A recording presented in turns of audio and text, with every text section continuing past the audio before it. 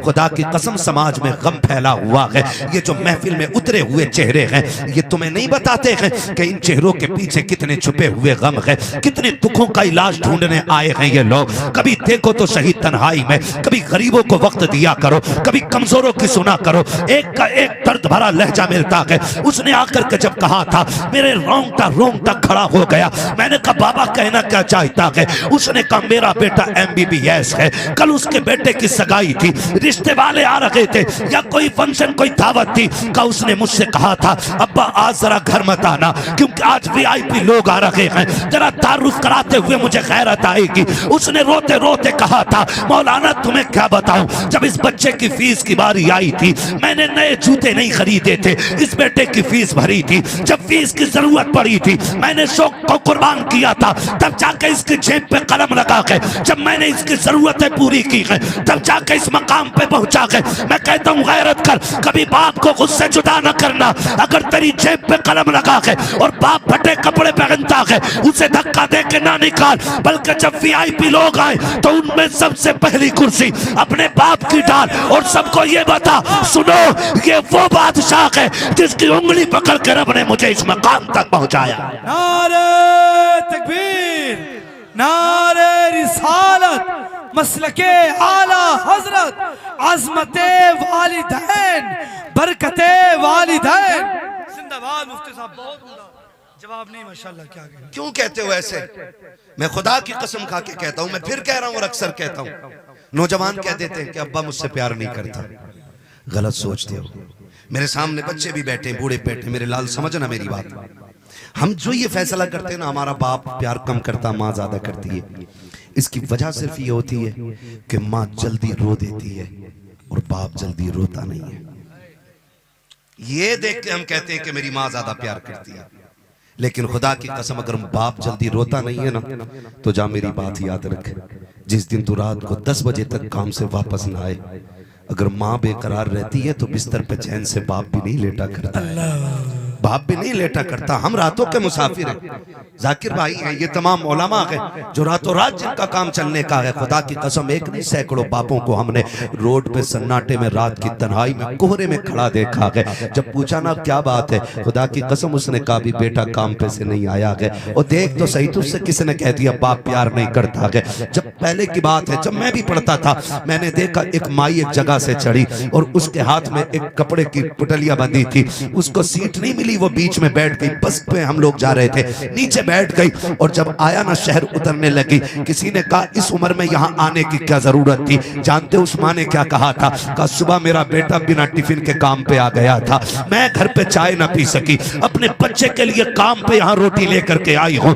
मैं पूछना चाहता हूँ इन माँ बापों की कुर्बानी का बदला कौन दे सकता है? कौन इनकी मोहब्बतों का सिला देगा? आज बीवी ने जरा सा कह दिया तेरे बाप की खांसी से तकलीफ होती है, माँ की आवाज से दुख होता है, तो तुम उसको उठा के जहाज में बैठा के आसमानों पे ले जाते हो और बूढ़े माँ बाप को पलट करके नहीं देखते हो। देखो मेरे हाथ जुड़े तुम्हें खुदा का वास्ता, माँ बाप से बड़ी दौलत तुम्हें कोई नहीं मिल सकती है, ना इनसे ज्यादा तुम्हें कोई प्यार कर सकता है, ना इनसे ज्यादा कोई तुम्हें चाह सकता है। हाँ हाँ हम दुनिया जानती है, जब भी कहीं जाते हैं इंसान खुद से बेहतर हमें खिलाता है, अपने से अच्छी जगह लेटाया करता है। पूछो जाकिर इस्माइली साहब से, बताओ कहाँ पलकों पे नहीं रखा जाता। लेकिन अल्लाह की इज्जत की कसम जब कभी माँ से बात होती है उसका पहला जुमला होता है बेटे तूने खाया कि नहीं खाया है, कहीं तू भूखा तो नहीं है? मैं पूछना चाहता हूँ ये प्यार तुम्हें कौन देगा? ये मोहब्बतें कौन ला के दिखाएगा? किससे कह देते हो तुम कि तेरे चेहरे से नफरत है? किसका नाम लेके कहते हो कि तुझे देखना नहीं चाहता? और तुम्हें खुदा का वास्ता इन जातों की इज्जत कर लो। दुनिया खा के एहसान मानती है, ये बिन खाए तेरा एहसान माना करते हैं।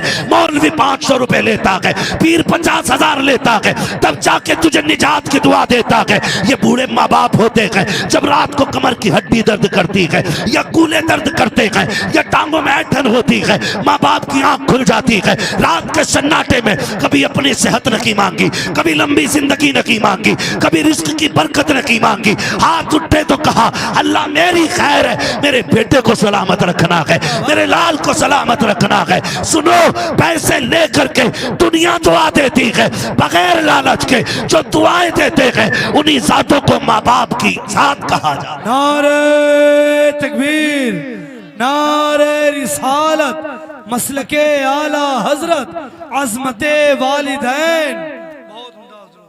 वो खुदारा इनकी इज्जत करेंगे हम, इनकी कदर करेंगे हम। आज इस दौर में सबसे ज्यादा मजलूम जात माँ बाप की जात है। हाँ, मुझे कुछ नहीं आता, मैं कुछ भी नहीं हूं, मेरी कोई औकात नहीं, बस इतनी सी हकीकत है। मैंने पहले ही कहा तेरे टुकड़ों पे पले गैर की ठोकर पे न डाल, झड़कियां कहां छोड़ के सदका तेरा। माँ बाप बड़ी दौलत होते, बड़ी दौलत होते, ये परदेश दिल निकाल के खुशी खुशी दे देती है। तू इजाजत की बात कर रहा है, तू इजाजत की बात कर रहा है। वो जरूरत पड़े तो बेटे को दिल दे देती है। क्या दुख नहीं होता उसे दिल निकाल के देने में? होता है ना, दुख होता है। का दुख था तो फिर इजाजत क्यों दी? मैंने कहा सुन, जब तू बचपन में पेशाब कर देता था ना बिस्तर पे, तो तकलीफ तो होती थी ना गीली जगह पे लेटने पे, लेकिन फिर भी तुझे सूखे में लेटाया, वो तेरे भिगाए हुए बिस्तर में लेटी रखी। पूछना वो क्यों लेटी रहती थी? ताकि मेरे बेटे को तकलीफ ना हो। जब तूने ये कहा परदेश जाना चाहता हूँ, अम्मा इजाजत चाहिए, माँ ने तुझे इजाजत दे दी, तो तुझे क्या लगता है उसे दुख नहीं हुआ? और तुम्हें खुदा का वास्ता, जब ये जवान थे तो तन्हाई में गुनगुना के वक्त काट लेते थे, काम में वक्त कट जाया करता था। आज बुढ़ापा आ गया है, कुछ खा भी नहीं पाते हैं, लहजे भी साफ साथ नहीं देते हैं, सांसें भी रुक रुक के चलती हैं। आज इन्हें तन्हाई नहीं, आज इन्हें तेरे साथ की जरूरत है। तू आके परदेश में कहता है कि मैं पैसे कमाने आया हूँ। दौलत कमाना आसान होता है, लेकिन मुश्किल होता है अपने माँ बाप का साथ देना। इनके साथ वक्त गुजारा करो। तुम नहीं जानते हो प्यारे, जब बच्चे दूर चले जाते हैं, माँ बाप तन्हा घर के अंदर होते हैं और उन्हें तेरी याद आती है, वो चाहते हैं तुझे बेटा कह के आवाज दें, तो माँ कभी दीवार से बातें करती है, कभी दरख्त की शाखें पकड़ के तेरा नाम लेती है। लोग कहते हैं पागल हो गई है, ये दरख्तों से बातें करती है, ये दीवारों से बातें करती है। जा जाके उस माँ से पूछ, क्या तेरा दिमाग चल गया है या तू पागल हो गई है? क्यों अपने बेटे का नाम लेके तू दीवार से बातें करती है? तो वो रात के सन्नाटे में उठ के तेरा नाम लेने वाली माँ कहेगी, तुम्हें क्या पता है बचपन में जब गुड्डू कह के आवाज देती थी कलेजा ठंडा होता था, जब पप्पू कह के आवाज देती थी तसल्ली हो जाया करती थी। उसके बगैर जीने का तसव्वुर नहीं किया, उसके बगैर रहने की आदत नहीं डाली। आज 6 महीने हो गए हैं, उसका फोन तक नहीं आया है। जी चाहता है उससे बात करूं, मगर उसका फोन तक नहीं आता। बताओ मौलवी करूं क्या? जब वो नहीं आया, उसका नाम लेके दीवारों से बातें करती हो। कम से कम नाम जबान पे आ जाए, कलेजे को ठंडक मिल जाती है। ओ खुदा का वास्ता, पैसे कमाओ, खूब कमाओ, तुम्हारी मर्जी है, लेकिन माँ के कदमों से दूर रह के नहीं, माँ के कदमों में रह करके पैसे कमाने के आदि। नारे तकबीर, नारे रिसालत मसलके आला हजरत अजमते वालिदैन, बरकते वालिदैन, कदमे वालिदैन, हजरत अल्लामा मौलाना मुफ्ती हम्माद रजा साहिब कुबला। हमारे यहाँ पीर परस्ती इतनी हो गई है, पीर परस्ती इतनी हो गई है, हाथ चूम के कह रहे हम कतई जन्नती के हाथ थे। और इसकी पहचान पता क्या कह रहे? निरे रूई जैसे हाथ है इसलिए जन्नती के हाथ है। सुन भाई, 24 घंटे अपने अब्बा को एसी में रख, उनके भी हाथ देखेगा ना तो फिर रूई जैसे हो जाएंगे। हैं 4 से 5 महीने तक, ज्यादा से ज्यादा 5 महीने लगते हैं एक फसल को तैयार होने में। उसको जाकर के किसान कितनी मर्तबा देखता है, कभी मिट्टी चेक करता है, कभी पत्ता तोड़ के लाके दिखाता, देखिए पीला क्यों पड़ रहा है, इसकी दवा कौन सी होगी। कोई स्प्रे दे तो स्प्रे कर रहा है, कोई पानी में दवा डाली जा रही है, कोई जमीन पे दवा डाली जा रही है ताकि फसल अच्छी हो सके। जरा सोच तो सकी, अगर किसान को अपनी 5 महीने की फसल से इतना प्यार है तो 18 साल के नौजवान से बाप को कितना प्यार होता होगा। जरा सोचो तो सकी, एक बाप बच्चे को किस तरह पाला करता है। हम अपने आंगन में लगे पेड़ के नीचे, जब खुद के लगाए हुए पेड़ के नीचे बैठते हैं तो एसी से ज्यादा मजा आया करता है, क्योंकि उस पेड़ को हमने लगाया है। अब मैं बेटों से बात कहना चाहता हूँ, खुदारा कभी बाप के दर्द को समझने की कोशिश कीजिएगा। सिर्फ ये कि बाप ऐसा नहीं है, मेरा बाप भी ऐसा है, आपका बाप भी ऐसा है। बाप का बाप भी ऐसा है, हर बाप को बेटे की तरक्की से खुशी होती है, हर बाप बेटे को कामयाब देखना चाहता है, हर बाप को बेटे की तरक्की और कामयाबी पे फख्र हुआ करता है। किसी भी बाप को बेटे की तरक्की से दुख नहीं होता है, यार बाप की कहानी होती है, लेकिन बेटे को समझना चाहिए जब एक दरख्त को बंदा ये सोच के लगाता है कि ये बड़ा हो जाएगा, इसके साए में लेटने मिलेगा, इसके नीचे बैठना मिलेगा, तो अगर एक पेड़ से की उम्मीद की जा सकती है तो बाप ने बेटे से कौन सी उम्मीद न लगाई होगी। आज कह दिया करते हो तेरी दवा का पैसा नहीं है, खुदा की कसम तेरी उंगली पकड़ के चलता था, कहता था मेरे बुढ़ापे की लाठी गई है। जब तू इसके कंधे पे बैठा करता था तब बाप कहता था मेरा सहारा गई है। जब तू इसकी उंगली पकड़ के कभी बाजार जाता था तो बाप कहता था जब दुनिया ठुकराएगी यही मुझे सीने से लगाएगा। कितनी हसरतों से तुझे बाप ने पाला है, खुदा के वास्ते कभी ताने ना देना, उनकी आंख के आंसू की वजह ना बनना, अगर बन सको तो बाप की मुस्कुराहट की वजह बन जाना। इसलिए कि सिर्फ सजदों से खुदा राजी नहीं होता बल्कि बाप की मुस्कुराहट से खुदा राजी हो जाया। राजी में हर बेटे के ऊपर वो बाप की इज्जत करे, वो बाप की कदर करे। ये तो बच्चों पे हुकूक थे माँ बाप के, माँ बाप पे भी बच्चों के कुछ हुकूक होते, माँ बाप पे भी बच्चों के कुछ हुकूक होते। बच्चे पैदा हो तो उनका पहला हक ये है कि उनका अच्छा नाम रखा जाए। ये माँ बाप पे हक है बच्चे का कि उसका अच्छा नाम रखा जाए, जोर से कैसा, ताकि कम से कम ये पता चल जाए कि ये जो लोग हैं ना ये कुरान से प्यार करने वाले लोग बैठे हुए हैं, ये कुरान से प्यार करने वाले लोग हैं। तुम जानते हो जंग का मौका है, आका करीम बारगाह में सहाबा इकराम मौजूद हैं। एक जनाजा हवा में उड़ता हुआ आया, जैसी वो जनाजा हुजूर की बारगाह में हवा में उड़ते हुए आया, आका करीम ने नमाज जनाजा पढ़ाई, सहाबा ने पढ़ी, फिर उसी तरह वो जनाजा उठा और वो हवा में उड़ता हुआ वापस चला गया। सहाबा कहते हैं आका ये कौन खुश नसीब था जिसका जनाजा हवा के कांधों पे आया था और आपने पढ़ा दिया है। मेरे नबी फरमाते हैं मेरे सहाबा सुनो, ये मेरा वो खुशनसीब सहाबी है जो रोजाना 1000 मरतबा सूरह इखलास पढ़ा करता था और ये दुआ करता था अल्लाह जब मेरा इंतकाल हो जाए मेरे जनाजे का इमाम अपने महबूब को बना देना। का सारे सहाबा जंग में आ गए, इसका इंतकाल हो गया,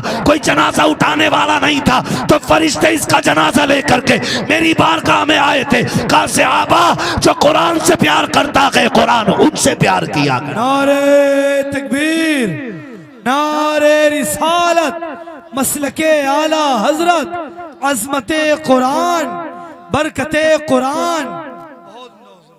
भाई सारे ही तो जुनैद बगदादी नहीं है ना, या पीर अल मदद पीर, सारे ही जुनैद नहीं है। उन्होंने कहा था या जुनैद कहता चला जा, लेकिन सबने यही बना लिया। बरकत नहीं है तो ठीक है, आते जाते रहा करो, मिलते रहा करो।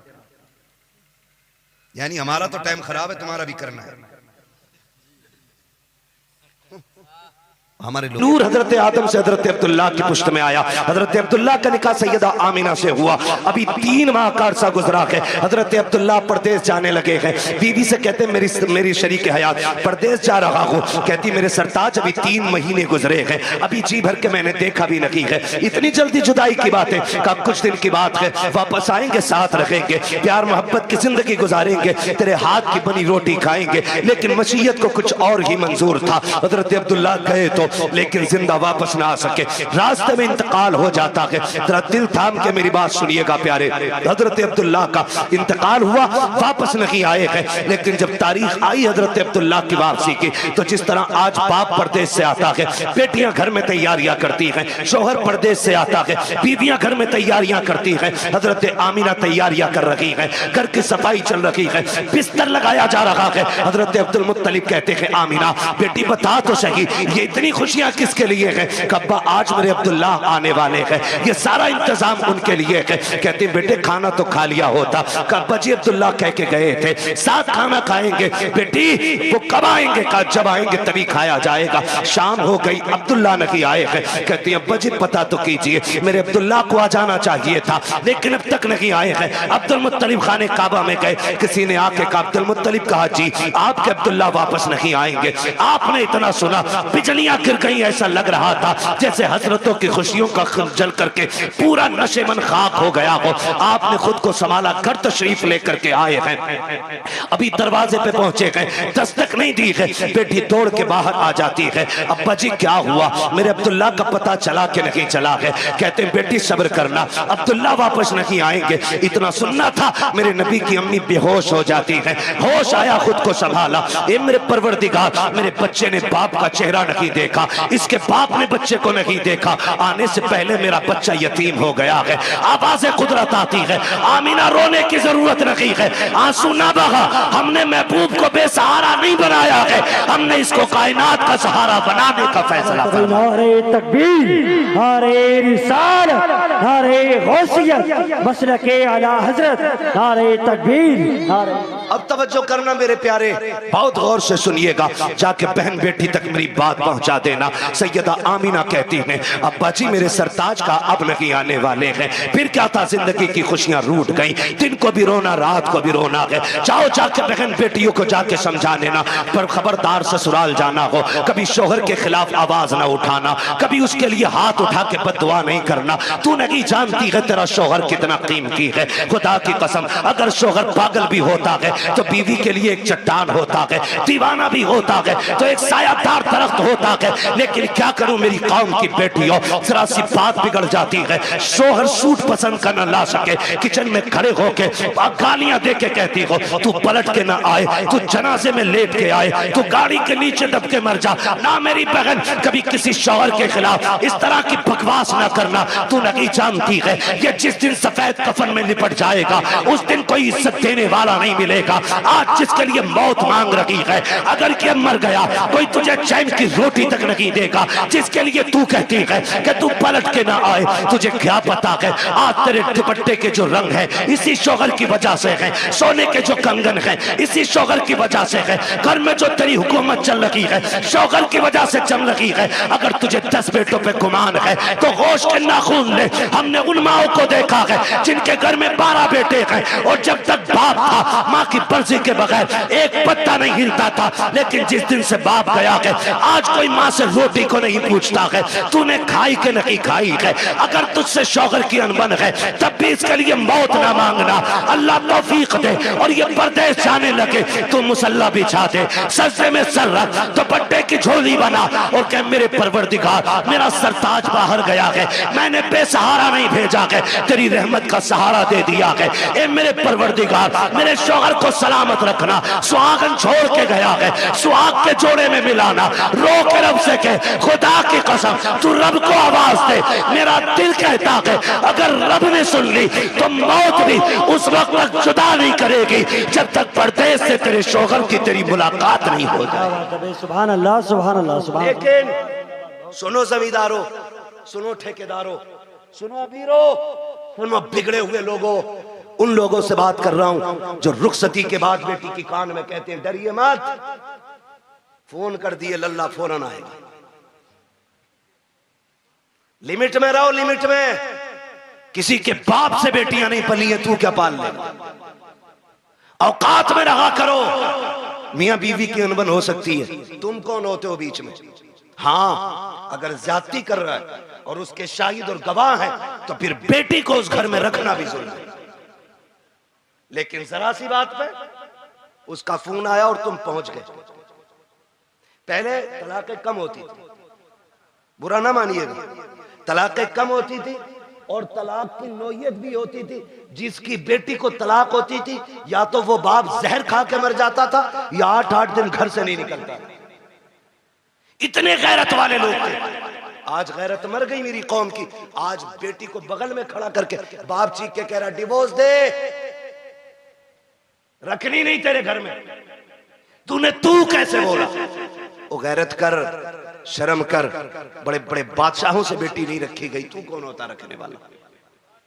आज बाप तलाक के लिए खड़ा है, शर्म नहीं आती है मियां बीवी के मसले में टांग अड़ाने में? बता तेरी बेटी ज्यादा अजमत वाली है या मेरे नबी की बेटी ज्यादा अजमत वाली है? कह रहा तुझे पता ना ये मेरी बेटी है, तू लपटंट है। मेरी बेटी है ये। कहा तुम हमारे इस्लाम के बारे में क्या जानो। इस्लाम वो खूबसूरत मजहब है जिसने पूरी इंसानियत के मुकम्मल हुकूक का ख्याल रखा है, एक एक हक का ख्याल रखा है। लोगों ने कहा कि इस्लाम ने औरत को पर्दे में रख के पाबंद कर दिया, वो घर के अंदर 4 लोगों का खाना बनाए। मैंने कहा तुम इसे गुलामी कहते हो, आओ तुम्हारी आज़ादी बताऊं। कहा आज़ादी किसे कहते कि लड़की खुल के जिंदगी जिए, जो चाहे ड्यूटी करे, उसका भी सर्विस करने का हक है। मैंने कहा चल ठीक, हम लोग अक्सर फ्लाइट एयरवेज वगैरह जाना रहता है, आप जाकर के देखो वो तमाशा औरत का बनाया गया है। हर जगह पे आपको लड़की खड़ी मिलेगी, हर जगह पे। मुल्क के अंदर लाखों नौजवान बेरोजगार टहल रहे हैं, उन्हें एक वक्त की रोटी देने के लिए तैयार हम नहीं है।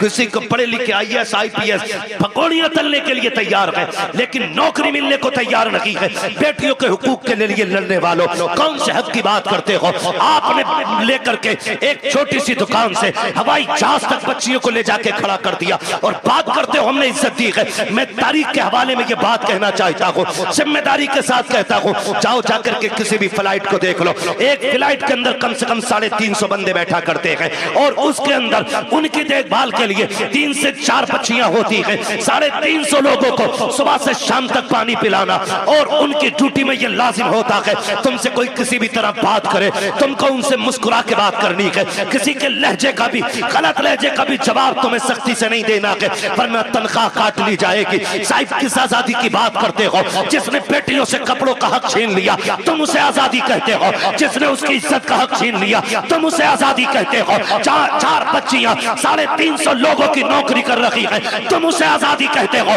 ये आजादी नहीं है, ये गुलामी है। आजादी ये है कि 4 भाइयों की एक बहन हो, अपने भाइयों को इज्जत से खाना खिलाए, लेकिन खुदा की कसम किसी की मां ने दूध नहीं पिलाया है कि उस बहन की तरफ कोई नजर बिगाड़ के देख भी सके, इसलिए कि इज्जत के रखवाले रब ने 4 भाई दिए हैं और तुम इज्जतें लूट के आजादी देते हो।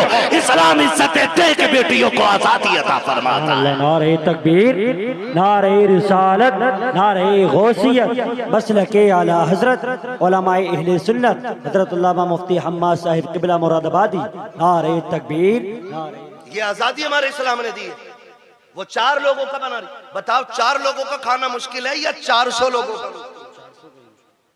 बोले 400। और घर में बहन के तेवर देखें, तरीके से मेरा नबी खाना खाता है, वो तरीका बताओ जिस तरीके से मेरा नबी पानी पीता है। हम इसीलिए तो हुजूर का मिलाद मनाते हैं, क्योंकि हुजूर आए तो खुदा की रहमतें बरसने लग गई, हुजूर आए तो कायनात मुस्कुराने लग गई। और हुजूर का मिलाद तो सबसे पहले मेरे रब ने ऐलान किया, हुजूर की विलादत की खुशखबरियाँ कायनात में मेरे रब ने फैलाई हैं। आप तारीख का ये बाब पलट करके देखिए, हर बंदा ये सोचता, मैं आपको समझाना चाहता हूँ, खुदारा सुने बहुत गौर से। आज ना बड़ी आसानी से जब देखा ना कि दामाद मालदार है तो नसब नहीं देखा, जात नहीं देखी, मजहब नहीं देखा, जाके ना हम डायरेक्ट बेटी डाला है। भाई मजहब तो देख लेता, देखता ये अकीदा है कि बद अकीदा है कि खुश अकीदा है। हम मौलाना पैसे वाला था इसलिए लड़की दे दी, लड़की सुकून से रहेगी। नहीं मेरे भाई, तूने बेटी जहन्नम में झोंक दी है, क्योंकि ये 60 साल फाके से भी कट सकते हैं, लेकिन मरने वाली बात की जो जिंदगी है वो बड़ी मुश्किल हो जाएगी। वो 60 साल की नहीं, वो दायमी जिंदगी है। इसलिए खुदा के वास्ते पैसा देख के बेटी ना दिया करो, दीन देख के बेटी दिया करो, इसलिए कि पैसे के बगैर गुजारे हैं, लेकिन दीन के बगैर गुजारा नहीं हो सकता है। आज मेरी कौम कितनी आसानी से बर्बादी के दहाने पर है, हम आपस में बर्बाद होते जा रहे हैं। हुजूर से सच्चा प्यार क्यों नहीं करते हो?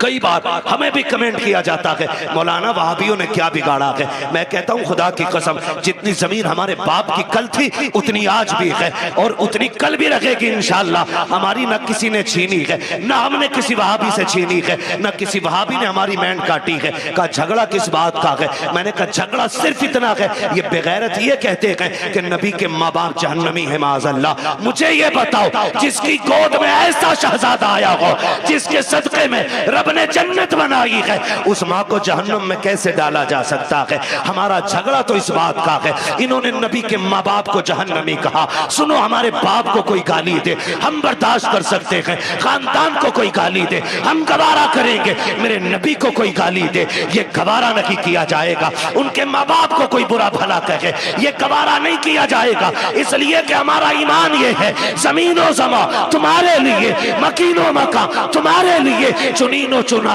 तुम्हारे लिए, बने दो जहां तुम्हारे लिए, हम आए यहाँ तुम्हारे लिए, उठे भी वहां तुम्हारे लिए। क्या बात है भाई, नारे तकबीर, नारे रिसालत, नारे गौसियत, मसलके आला हजरत हजरत अल्लामा मुफ्ती हम्माद साहिब किबला, नारे तकबीर, नारे। ये हमारा नजरिया भाई, हमारा कोई झगड़ा नहीं, सिर्फ इतना झगड़ा नबी के माँ बाप को जहन्नमी कहते हैं। वो खुद मेरे नबी क्या फरमाते, आका फरमाते हैं, लोगों आदम से लेके अब्दुल्ला तक जितने पुश्तों में मेरा नूर गया वो सारे शान वाले लोग थे। जितने रहमों से मैं गुजरता रहा वो सारे रहम अजमतों वाले। मेरे नबी ने गोया बताया कि मेरे नसब में जितने मर्द और औरतें आती हैं अल्लाह ने सबको इज्जत वाला बनाया है। ये मेरे नबी का ऐलान है। और खुदा की कसम मेरे महबूब का नूर देखे, अल्लाह ने महबूब के नूर को बनाने के बाद ज़मीन व आसमान, जन्नत दोज़ख बनाए। फिर तख्लीक इंसानियत का जो मसला आया है ना, जो मसला आया है, हजरत आदम को सबसे पहले रब ने बनाया। किसको बनाया? जोर से। हजरत आदम का पुतला बनाया गया। जब वजूद तैयार हो गया, उनका वजूद तैयार, लोग कहते हैं कि इंसान पहले बंदर था। अजीब तहकीक के लिए घूम रहा है। जो बंदर की औलाद है वो बंदर कह रहे हैं अपने आप। हम तो आदम की औलाद है इसलिए आदमी है। ठीक है जी। हजरत आदम को बनाया, पहला इंसान हजरत आदम बने। जब पुतला तैयार हो गया ना तो अल्लाह ने हुक्म दिया, रूह को जाओ अंदर चली जाओ। रूह अंदर गई ना, लौट आई। रब ने फरमाया वापस क्यों आ गई? उसने कहा इसलिए आ गई कि अंदर दिल नहीं लग रहा था। मेरे नबी की शान मुलाहिजा करें कि अंदर दिल नहीं लग रहा था। फिर रब ने फरमाया अच्छा। फिर रब ने महबूब के नूर को हजरत आदम के वजूद में रखा। फिर जब रूह को हुक्म दिया अब जा, रूह गई तो अब निकलने का नाम नहीं ले रहे। कहा क्यों? कहा अब मेरा दिल लगने लगा है, क्योंकि इस वजूद में तेरे महबूब का नूर मौजूद है। हुजूर का नूर ना आदम अलैहिस्सलाम के वजूद में पहले पुश्त में रखा गया। जब पुश्त में था तो सारे फरिश्ते हाथ बांधे रहते। फिर वो नूर मुंतकिल करके पेशानी आदम में आया तो फरिश्ते सामने आ गए। हजरत आदम कहते हैं अल्लाह, ये फरिश्ते कभी पीछे कभी आगे हाथ बांधे रहते हैं, मसला क्या? रब ने फरमाया आदम बात तेरी नहीं, बात मेरे महबूब की है। क्या मतलब? का वो नूर तेरी पुश्त में था तो ये उसकी ज़ियारत के लिए पीछे खड़े रहते थे। जब पेशानी में आ गया ना तो ये सामने आने लगे। तो ये सामने आ गया, कहने लगे अल्लाह मुझे दिखा ना। फिर रब ने वो झलक हजरत आदम के नाखूनों में दिखाई। और हजरत आदम ने जब हुजूर के नूर को देखा ना तो फिर चूम लिया। जब चूम लिया, खुदा का शुक्र है हम आदम की औलाद है। उन्होंने नूरे मोहम्मद देख के चूमा था, हम नामे मोहम्मद सुन के चूम लिया करते हैं। ये हमारा तरीका है। अब वो नूर हजरत आदम से हजरत अब्दुल्ला तक आया।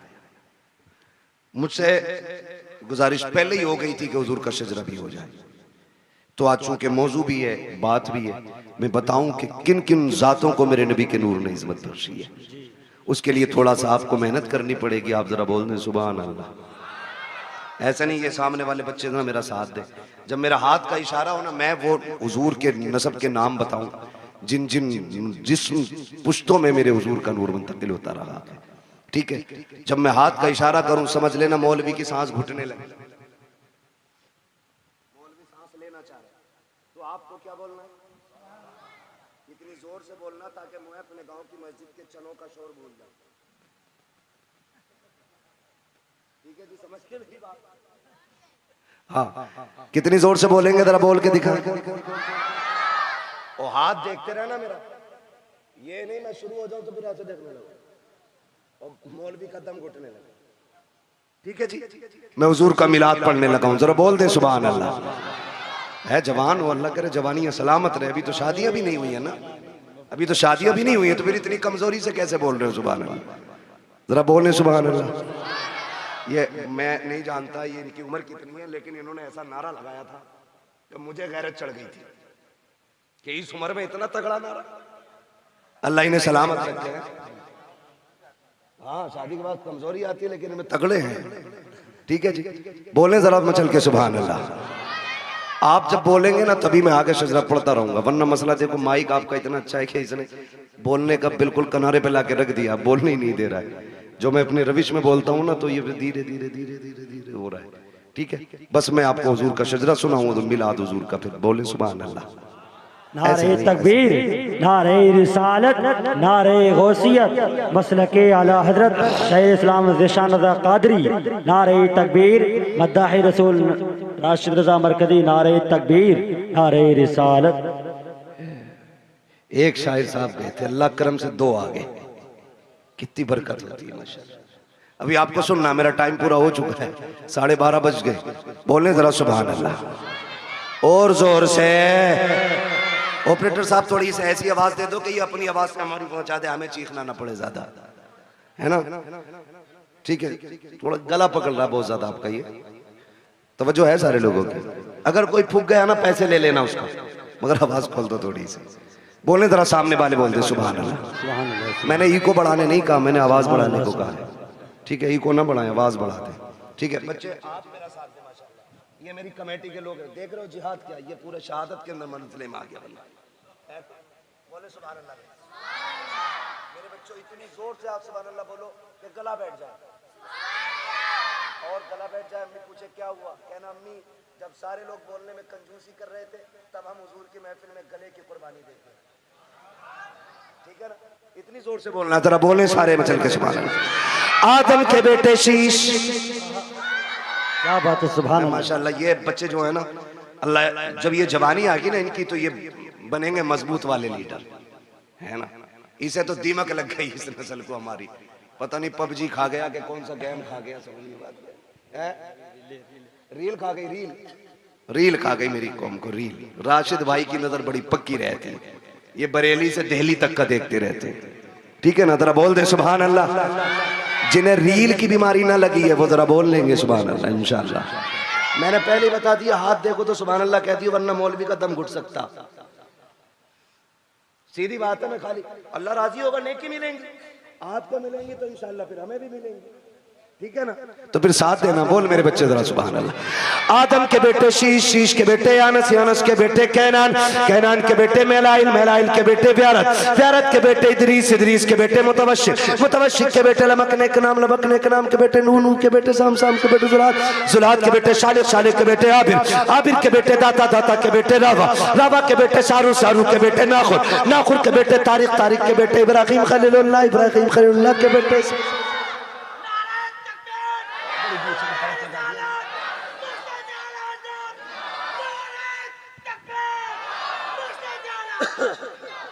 है जी, अल्लाह सलामत रखे। दीवाना इसे ही कहते हैं, दीवाने को तहकीर से दीवाना ना कहो, दीवाना बहुत सोच के दीवाना बना है ना? कहीं भी नारा मार दिया मसला कोई नहीं है, लगा तो कम से कम ऐसे हो दानिशवरों से बेहतर ही है दीवाना, जो अपने आप को बहुत बड़ा अक्लमंद समझ के बैठे हुए हैं। अल्लाह आपको सलामत रख के बात समझ आएगी तो फिर बोलेंगे सुभान अल्लाह, वरना ये मेरे आगे के लोग काफी हैं, मैं इन्हें देख के पूरा जलसा कर जाऊंगा। बोल दो जरा सुभान अल्लाह। आदम के बेटे शीश, शीश के बेटे यानस, यानस के बेटे कैनान, कैनान के बेटे मेलाइल, मेलाइल के बेटे व्यारत, व्यारत के बेटे इदरीस, इदरीस के बेटे मुतवश्शिक, मुतवश्शिक के बेटे लमकने के नाम, लमकने के नाम के बेटे नूह, नूह के बेटे शाम, शाम के बेटे जुलाद, जुलाद के बेटे शालिक, शालिक के बेटे आबिर, आबिर के बेटे दाता, दाता के बेटे रावा, रावा के बेटे सारू, सारू के बेटे नाखुर, नाखुर के बेटे तारिक, तारिक के बेटे इब्राहिम खलीलुल्लाह, इब्राहिम खलीलुल्लाह के बेटे इस्माइल ज़बीहुल्लाह, इस्माइल ज़बीहुल्लाह के बेटे केदार, केदार के बेटे अवाम, अवाम के बेटे अमल, अमल के बेटे साबित, साबित के बेटे सलमान, सलमान के बेटे रईसा, रईसा के बेटे इलियासा, इलियासा के बेटे औद, औद के बेटे हव्वा, हव्वा के बेटे अदनान, अदनान के बेटे मोइद, मोइद के बेटे नदार, नदार के बेटे मुदर, मुदर के बेटे इलियास, इलियास के बेटे मुदरिका, मुदरिका के बेटे खदीमा, खदीमा के बेटे किनाना, किनाना वाह भाई वाह, सुभान अल्लाह। खदीमा, खदीमा के बेटे किनाना, किनाना के बेटे नदर, नदर के बेटे मालिक, मालिक के बेटे फार, फार के बेटे गालिब, गालिब के बेटे लुई, लुई के बेटे काब, काब के बेटे मुर्रा, मुर्रा के बेटे किलाब, किलाब के बेटे कुसै, कुसै के बेटे अब्दे मनाफ, अब्दे मनाफ के बेटे हाशिम है, हाशिम के बेटे अब्दुल मुत्तलिब है, अब्दुल मुत्तलिब के बेटे अब्दुल्लाह है, अब्दुल्लाह के बेटे मुहम्मदुर रसूलुल्लाह। क्या बात है भाई, नारे तकबीर, नारे रिसालत, नारे गौसियत।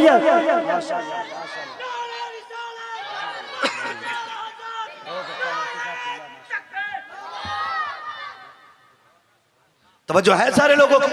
अब तो बोल दे जरा सुभान अल्लाह और जोर से। अब जरा तवज्जो कीजिए प्यारे। ये सुन होगी तेरी तेरी अभी उसकी बीवी है, इसलिए आप लिमिट में रहिए। तो कह रहा डरिए मत, फोन कर दिए, चाबी गाड़ी में लगी रहती है, लल्ला किक मारेगा फट से पहुंच जाएगा। क्या करेगा पहुंच के? ज्यादा जाके थप्पड़ मार देगा, गला तो काट नहीं देगा, थप्पड़ मार देगा। शोहर के पास इतनी पावर है, उसने जहां कहा ना 3 तलाक, बेड़ा ही गरक हो जाएगा तेरा। फिर कुछ भी कर लेना, ये लौट के आने वाले जुमले नहीं। इसलिए ये ना कह हम खड़े, वो कह जो मेरे नबी ने कहा। फरमाया फातिमा अब तक मेरी रजा की फिक्र थी, अब मेरे अली की रजा की फिक्र करनी है। ये मेरे नबी ने बेटी को कह के भेजा। कुछ भी हो जाए मेरा अली रूठना नहीं चाहिए। और तू कह रहा डरना मत, औकात कुछ भी नहीं, 2 मिनट में अंदर करा देंगे। क्या कर लेगा अंदर करा के? बेटी का सुहाग वापस नहीं दिला सकता। और फिर कुट पिटा के बेटी वापस आ भी गई ना, तो फिर उसे इज्जत नहीं मिलेगी घर में। इज्जतों के रखवाले बने, रिश्ते बड़े अहम। बेटियों को समझाओ। मौलाना आए थे, तकरीर करके गए और अपनी बीवी को डांट रहा जाके, बीवी को सुधार रहा। हमारा मुआशरा बेहतर इसलिए नहीं हो रहा कि हम ये चाहते मेरी बीवी सुधर जाए। ये कोई नहीं चाहता बेटी सुधर जाए। यहां से जाके बीवी को मत बताना, यहां से जाके बेटी को बताना कि बेटी जब तक जिंदा रहना है कनीज़े फातिमा बन के रहना। सुभान अल्लाह। मेरा चैलेंज है, जब बेटियां सवर जाएंगी तो किसी घर की बहू खराब नहीं हो सकती है। बेटियों को बेहतर करो, बेटियों को। मेरी बहन मुश्किल है जिंदगी का गुजरना शोहर के बगैर। आज बात बात में तलाक चाहिए तुझसे, नहीं। फरमाया गया जो बिला उज़्र शरी के अपने शोहर से तलाक का मुतालबा करे, अल्लाह उस पे जन्नत की खुशबू हराम फरमा देता है। क्यों मांग रही हो तलाक? कहा जी मुझे सुख नहीं मिला। किसे सुख कहती है तू? कहा मुझे 10,000 का जोड़ा नहीं मिला।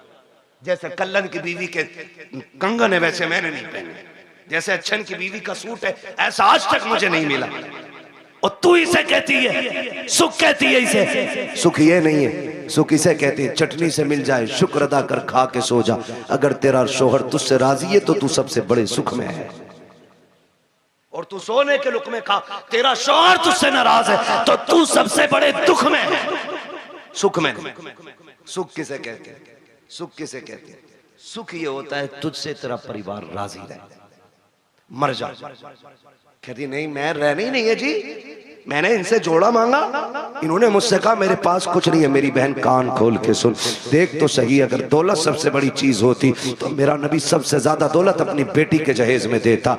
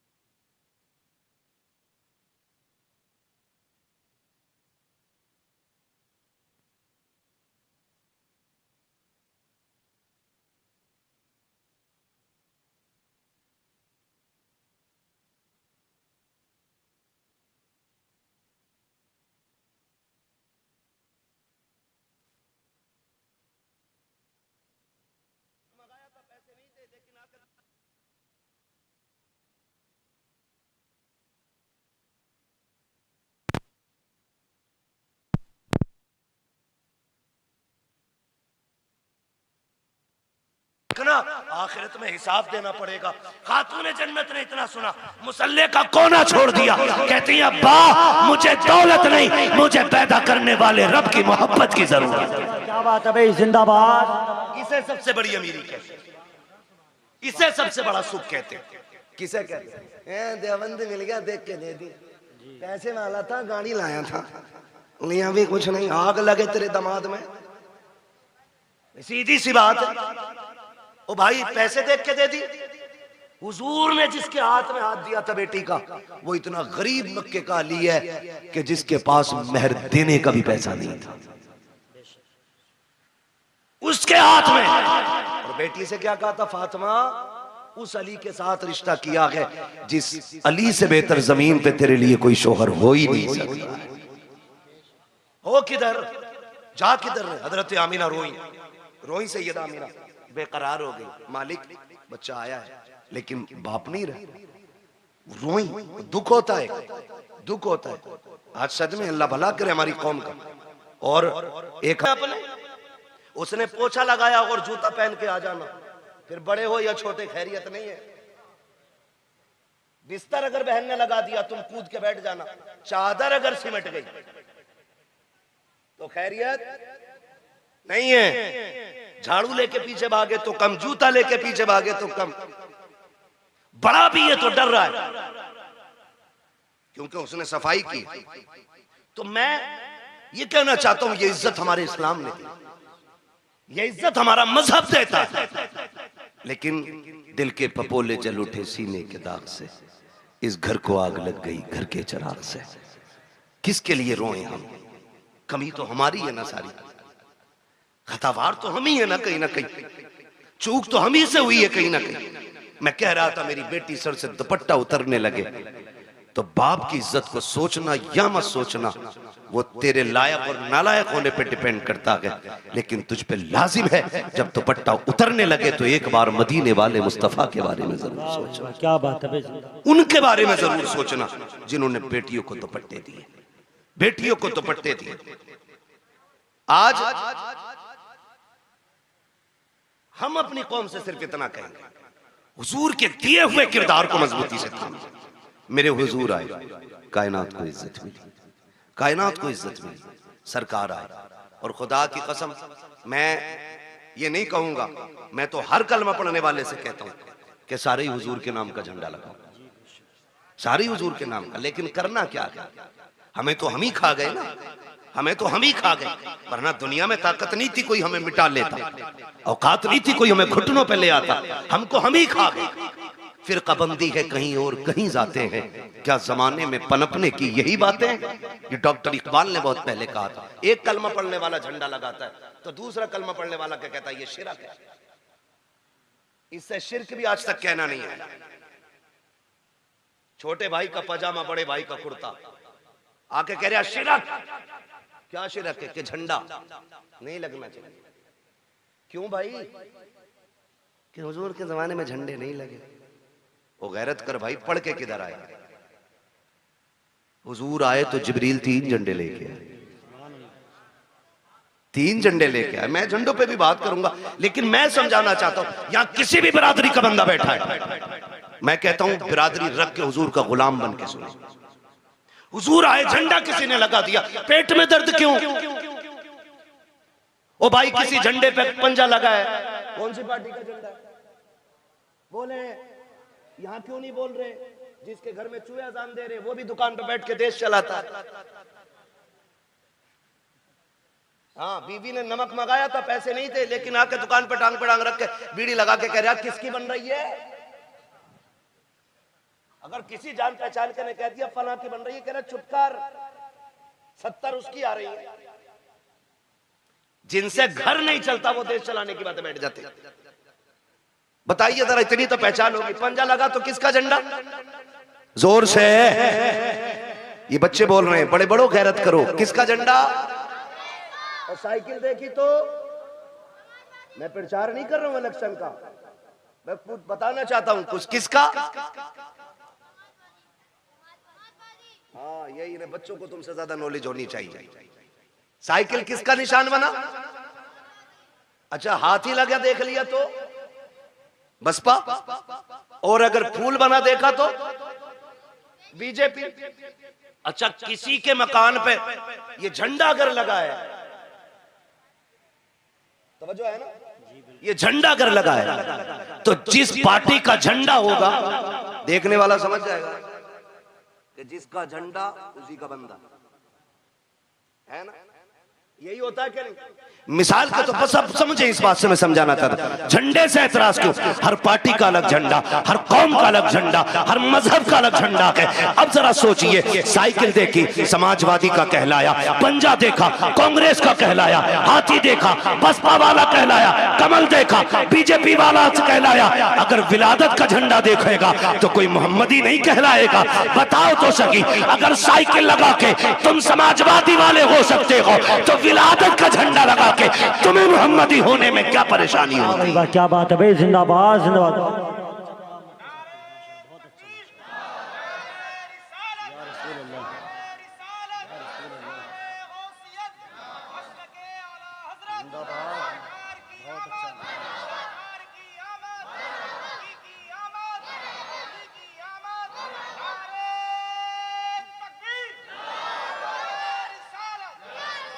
वो भाई तो हमारे झंडे लगे, टोपी ओढ़ के मस्जिद से निकल के कह रहे हाथ में तस्बीह है।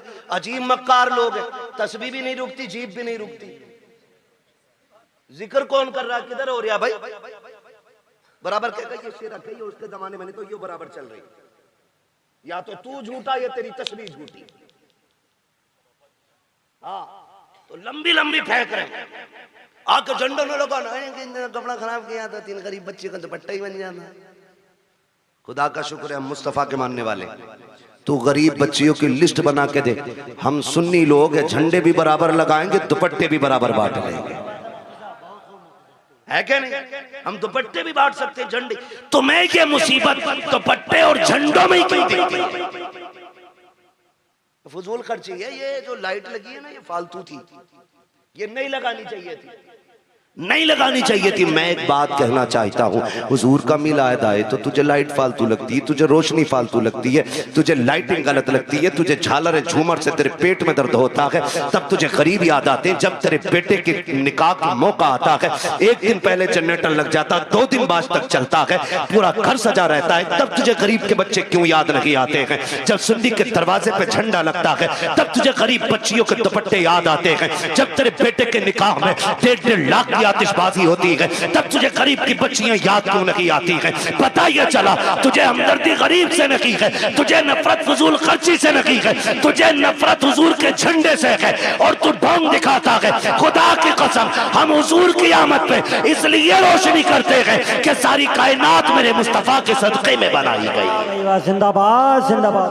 अगर हुजूर की आमद पे नहीं तो फिर कुछ भी। सीधी बात, तेरा बेटा इतना अच्छा हो गया, उसकी शादी पे पूरा घर सजा ले। मेरे हुजूर की आमद हो तो 2 बल्ब ना लगा सके कि नहीं? ये किसी ने नहीं मनाया, सहाबा ने मनाया, अबू बकर ने बनाया, उमर ने मनाया, और नीचे है अभी ऊपर चल।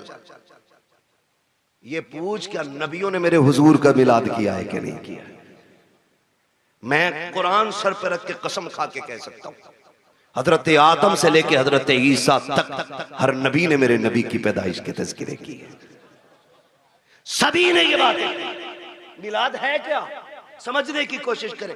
हुजूर की आमद की बातों को मिलाद कहा जाता है, यही मिलाद है। तो कहते ये किसने किया? हजरत आदम से लेके हजरत ईसा तक। और मैं कहता हूं खुदा की कसम, जैसा मिलाद मेरे रब ने किया वैसा किसी ने किया ही नहीं।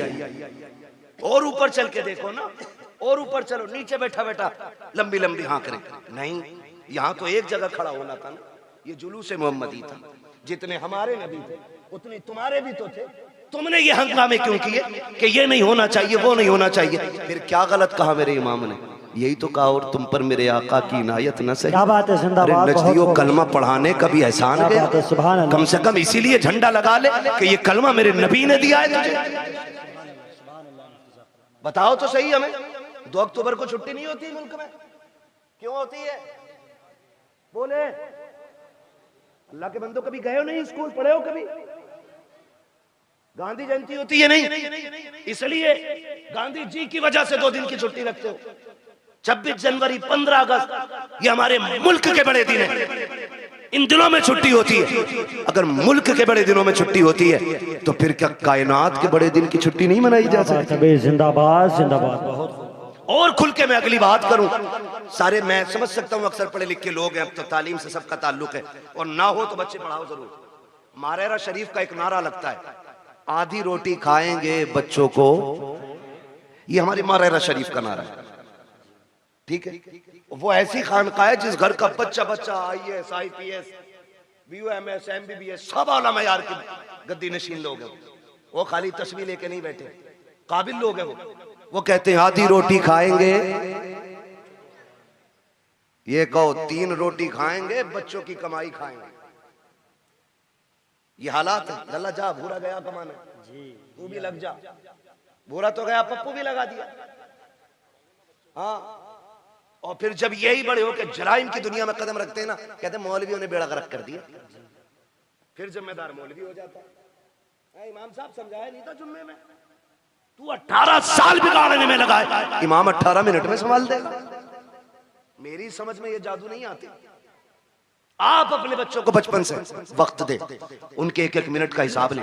हम बड़ी आजादी से जी रहे हैं। मैं चैलेंज के साथ कहता हूं, सबसे ज्यादा रात को जागने वाली हमारी कौम है और सुबह को सबसे देर तक सोने वाली हमारी कौम। पूरा हिंदुस्तान का सर्वे कर लो, जबकि सबसे पहले हमारी कौम को उठना था। हम लोग रातों रात के मुसाफिर हैं। जब हम रात में जाते हैं ना, अगर 11 बजे भी चौक में लोग बैठे, हम समझ जाते हैं मुसलमानों का गांव है। हाँ, और अगर 4 बजे अगर लोग ना रोड पे निकल मिल जाएं ढूंढ दौड़ते हुए, हम समझ जाते हैं ये गैर मुस्लिमों का गांव है। क्योंकि हमारी कौम तो 11 बजे उठेगी, क्योंकि 2 बजे तक तो पबजी खेला होगा मेहनत से, उसमें अब्बा का नाम रोशन करना है। 11 बजे उठेगा, 11 बजे आंखें मसल के जाके दुकान का शटर खोले, एक गिराहक नहीं आता शाम तक, कह रहा डोरी दे दो, गिराहक नहीं आया। बरकत तो मनहूस तू खा गया। मेरे नबी ने कहा था, या अल्लाह मेरी उम्मत के सुबह के वक्त में बरकत अता फरमा। मैं चैलेंज के साथ कहता हूं, सुबह ईशा पढ़ के, रात को ईशा पढ़ के सो जाओ, फजर उठ के पढ़ लो, और उठने के बाद थोड़ा कुरान पढ़ो, थोड़ी सी आप वजीफा पढ़ लो, और उसके बाद उठ के सीधे दुकान पे चले जाओ। तुम 10 बजे का इंतजार मत करो, तुम 10 से पहले पहले दुकान खोलो। जब तक लोग दुकान पे पहुंचेंगे, अल्लाह तेरी झोली में तेरी रोजी डाल चुका होगा। तरीके ही हमारे गलत है, तरीके ही हमारे गलत है। शिकारी भी शिकार करने जाते, रात भर आंखें फोड़ते, तब जाके शिकार मिलता है। दुकान पे 12 बजे जा रहे हैं, तो बदले अपने रवैये। तो ये हमारी कौम की कंडीशन है। सबसे बाद में सोना और सबसे बाद में उठना। बुरा ना मानिएगा। एक से कहने लगे साहब बच्चे को नहीं डांटते आप, उसने पता क्या कहा, क्या वो सुनता ही नहीं। तुम बात करियो, हमने कहा अल्लाह क्यों 2 बजे तक पबजी खेल रहा, कई पागल हो गए। तो कह रहा 1 बजे तक तो मेरे अब्बा भी चलाते मोबाइल। अब बताओ सुधरेगी ऐसे कौन? एक कहावत है बड़े बूढ़ों की, खरबूजे को देख के खरबूजा खरबूजा रंग बदलता है। तो ऐसे हालात बनाओ आप कि आपके बच्चे एक दूसरे को देख के पढ़ें, आगे बढ़े। एक कह रहा पबजी में तू कहां पहुंच गया, तो बता रहा मैं वहां पहुंच गया, तो अपना आप और उससे आगे जा रहे। गलत नहीं कह रहा हूं। 9 साल के इतना बड़ा मोबाइल लिए नाली पे मिलेंगे बैठे हुए, नाली पे। भाई इसको उधर घुमा दो थोड़ा सा, इसकी हवा नुकसान दे रही है। नाली पे बैठे मिलेंगे मेरी कौम के नौजवान। नालियों पे बैठे नहीं क्यों मरे? पढ़िए, आगे बढ़िए। उसके बाद कहते अरे नेताओं ने बेड़ा गर्क कर दिया, इनसे बारिश नहीं करी, मेरी तो नौकरी लग रही थी, मैं तो डॉक्टर बन जाता, मास्टर बन जाता। जो कौम घूस दे के पास होती है ना, वो कभी कामयाब नहीं हुआ करती है। मेहनत करो, खुद एड़ियां रगड़ो, और जो एड़ियां तुम्हारी रगड़ी जाएंगी, जो उससे पानी निकलेगा, खुदा की कसम वो चश्मा तुम्हारी आखिरी सांस तक चलता रहेगा। गलती तुमने ये की है, दूसरे के कंधों पे चले हो। काश अपनी जिम्मेदारी लेके आगे बढ़ते, खुद मेहनत करते। अगर तुम्हारे अंदर काबिलियत होती, किसी की माँ ने दूध नहीं पिलाया था, तुमसे हक छीन लेता, जो हकदार होता है उसे हक हर हाल में मिल के रहा करता। सुभान अल्लाह। नारे तकबीर, नारे रिसालत, मसलके आला हजरत, नारे तकबीर। पढ़ोगे इंशाअल्लाह? कितनी जोर से इंशाअल्लाह कह रहे हो। अल्लाह तुम्हारी इंशाअल्लाह में बरकत दे दे। हाँ, तो भैया देखो सीधी सी बात है, मैं आपको एक बता दूं, सुनना बहुत गौर से मेरी बात। एक है कानून कुदरत और एक है कानून फितरत। दोनों चीजें याद रखना।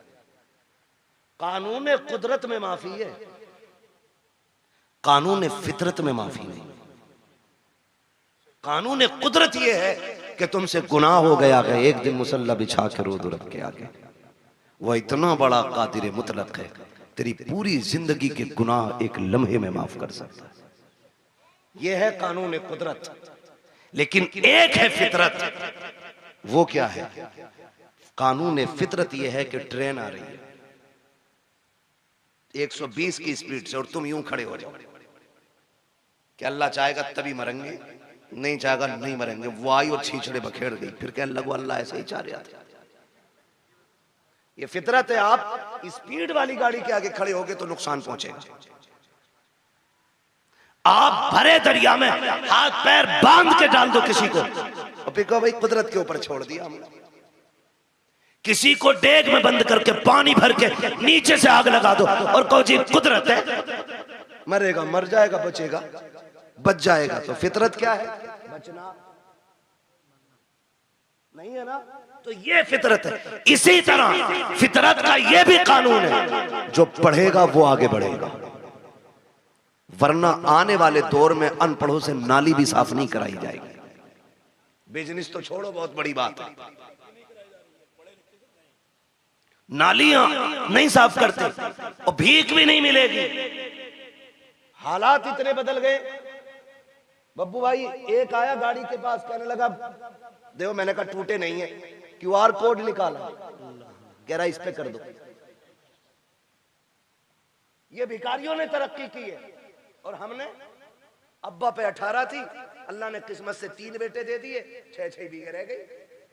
और फिर अल्लाह ने उनको अगर 2 दे दिए, फिर 3-3 रह गई। और अगर उनके 2 हो गए, आगे रोड पे। ये कंडीशन है। पढ़ो, आगे बढ़ो। भीख में तुम्हें कुछ नहीं मिलने वाला।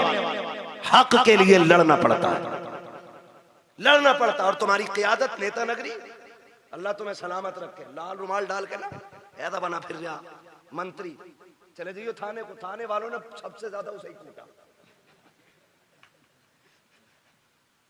उसे पता है ना ये खाली 4 लोगों का ही नेता।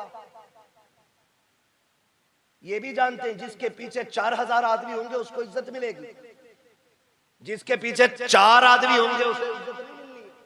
तो 4 का ना बन, 4000 का बन। क़यादत कर, मजबूत कर, चोली और आंख मिचौली खत्म कर, शान का कायद बन। कायद देखना है तो देख मेरे नबी के उमर को।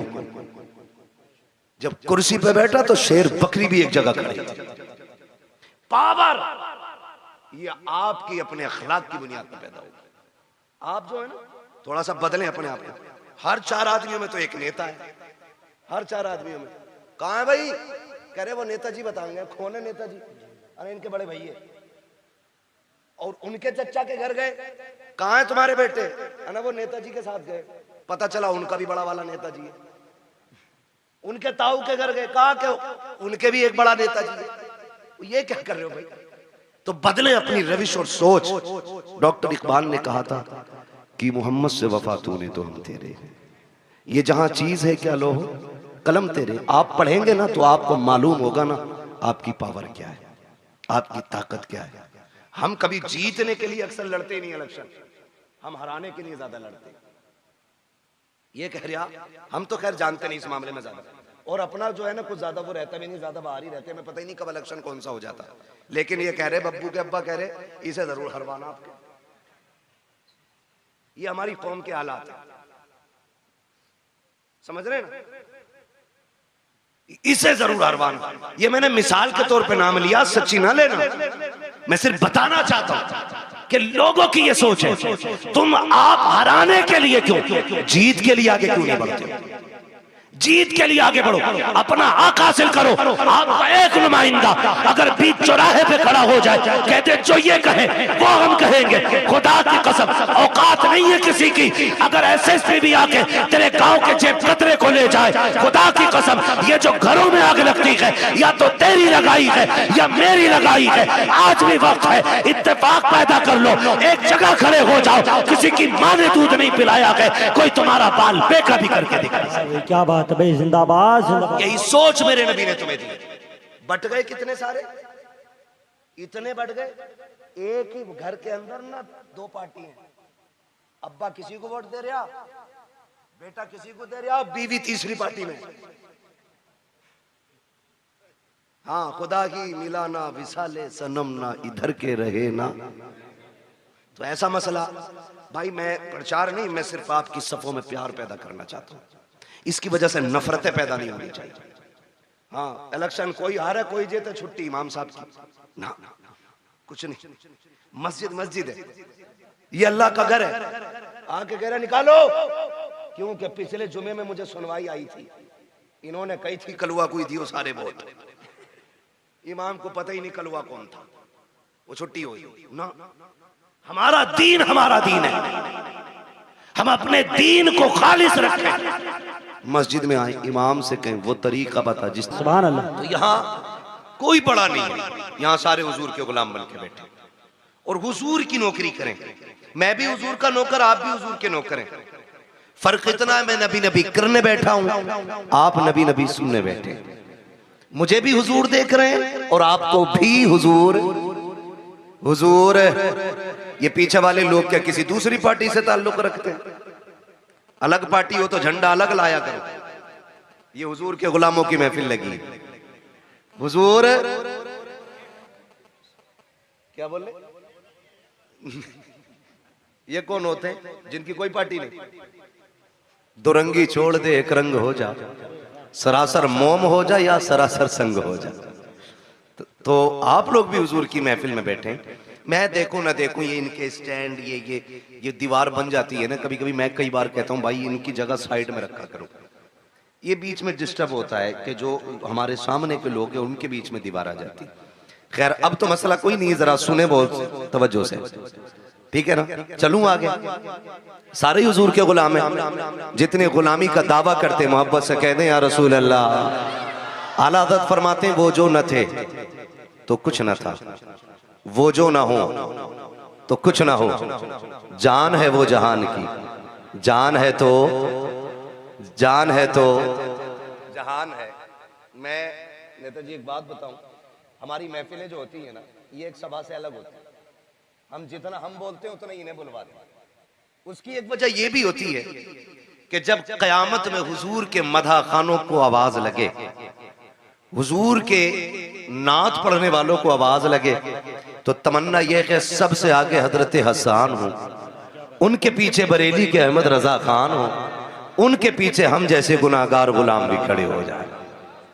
अगर कोई ये कहे कि भाई हसन तो हसन ठहरे, आला हजरत तो आला हजरत ठहरे, तुम्हें जगह कैसे मिलेगी? तो हमें एक दलील मालूम है। हजरत यूसुफ का हुस्न बिकने लगा मिस्र में। जानते हैं कि नहीं? पता है ना?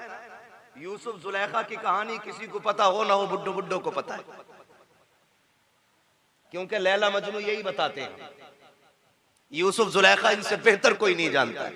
हमने तो किताबों में जैसे पढ़ा वो पढ़ा ही है, लेकिन बड़े बूढ़े बड़ा रंग देके उसको पेश करते। तो सुना ही होगा दास्तान यूसुफ है, सुना ही होगा ना?